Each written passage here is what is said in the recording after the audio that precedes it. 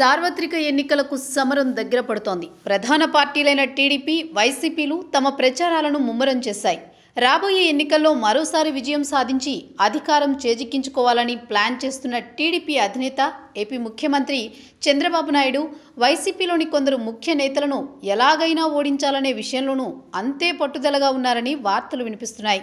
ఆ జాబితాలో కృష్ణా జిల్లా గుడివాడకు చెందిన వైసీపీ ఎమ్మెల్యే కొడాలి నాని కూడా ఉన్నారు. దీనికి తోడు ఎన్టీఆర్ పుట్టిన నియోజకవర్గం కూడా కావడంతో ఈ నియోజకవర్గంలో ఎలాగైనా టీడీపీని గెలిపించాలని చంద్రబాబు పట్టుదలగా ఉన్నారు. చంద్రబాబును తీవ్రంగా విమర్శించే వారిలో కొడాలి నాని ముందు వరుసలో ఉంటారన్నది తెలిసిందే. గత ఎన్నికల్లో టీడీపీని ఎదిరించి గుడివాడలో వైసీపీ జెండా ఎగిరేలా చేసి తన సత్తా నిరూపించుకున్నారు. మిగతా వైసీపీ ఎమ్మెల్యే టీడీపీలోకి వెళ్ళినా టీడీపీ నుంచి వైసీపీలో చేరిన కొడాలి నాని మాత్రం మళ్లీ టీడీపీలోకి వెళ్లేందుకు సిద్ధపడలేదు. దీంతో స్థానికంగా ఉన్న టీడీపీ నేతలెవరూ కొడాలి నానికి పోటీ ఇచ్చే పరిస్థితి లేదనే అంచనాకు వచ్చిన చంద్రబాబు కొడాలి నానిని ఢీకొట్టేందుకు తెలుగు యువత రాష్ట్ర అధ్యక్షుడు, మాజీ మంత్రి దేవినేని నెహ్రూ కుమారుడు అవినాష్ని తెదేపా రంగంలోకి దింపింది. దీంతో గుడివాడలో గెలుపు రెండు వర్గాలకు వ్యక్తిగత ప్రతిష్టగా మారింది. వ్యూహ ప్రతివ్యూహాలతో నియోజకవర్గంలో ఎన్నికల పోరు రసవత్తరంగా మారింది. టీడీపీకి కంచుకోట లాంటి ఈ నియోజకవర్గంలో తిరిగి పాగా వేయాలని ఆ పార్టీ పట్టుదలగా ఉంది. టీడీపీ వ్యవస్థాపకుడు, మాజీ ముఖ్యమంత్రి దివంగత ఎన్టీ రామారావు ప్రాతినిధ్యం వహించిన ఈ నియోజకవర్గంలో పార్టీ ఆవిర్భావం తర్వాత జరిగిన 10 ఎన్నికల్లో 2 ఉప ఎన్నికలు సహా 8 సార్లు టీడీపీనే విజయ దుందుభి మోగించింది. 1989లో కాంగ్రెస్, 2014లో వైసీపీ విజయం సాధించాయి.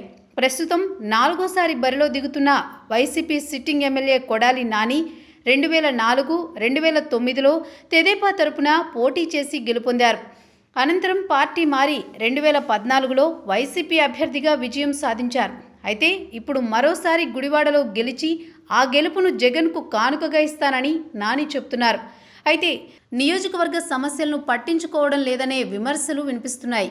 దీనికి తోడు హైదరాబాద్లోనే నివాసం ఉండడం, నాయకులు, కార్యకర్తలకు సెల్ ఫోన్లోనూ అందుబాటులో ఉండడం లేదన్న వార్తలు వినిపిస్తున్నాయి.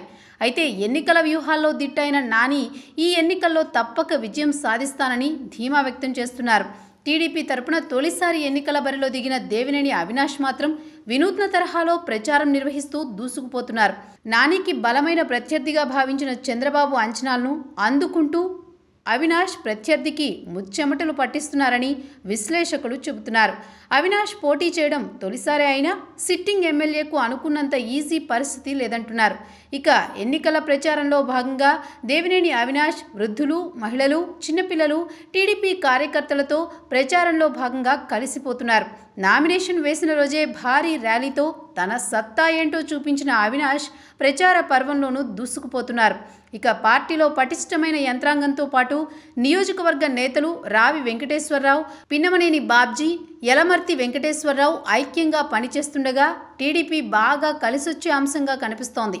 మరి ఇద్దరు నాయకులు ప్రచార పర్వంలో దూసుకుపోతున్న వేళ గుడివాడలో ఎన్నికలు ఆసక్తికరంగా మారాయంటున్నారు రాజకీయ విశ్లేషకులు. ఈ వీడియో మీకు నచ్చినట్లయితే లైక్ చేయండి, షేర్ చేయండి. మరిన్ని ఇంట్రెస్టింగ్ అప్డేట్స్ కోసం సోషల్ పోస్ట్ యూట్యూబ్ ఛానల్ని సబ్స్క్రైబ్ చేయడం మాత్రం మర్చిపోకండి. ఎప్పటికప్పుడు వీడియోలు నోటిఫికేషన్గా రావాలంటే పక్కనే ఉన్న బెల్ బటన్ కూడా ప్రెస్ చేయండి. మా సోషల్ పోస్ట్ యూట్యూబ్ ఛానల్ని ఇన్స్టాగ్రామ్, ట్విట్టర్, ఫేస్బుక్లలో కూడా ఫాలో అవ్వచ్చు.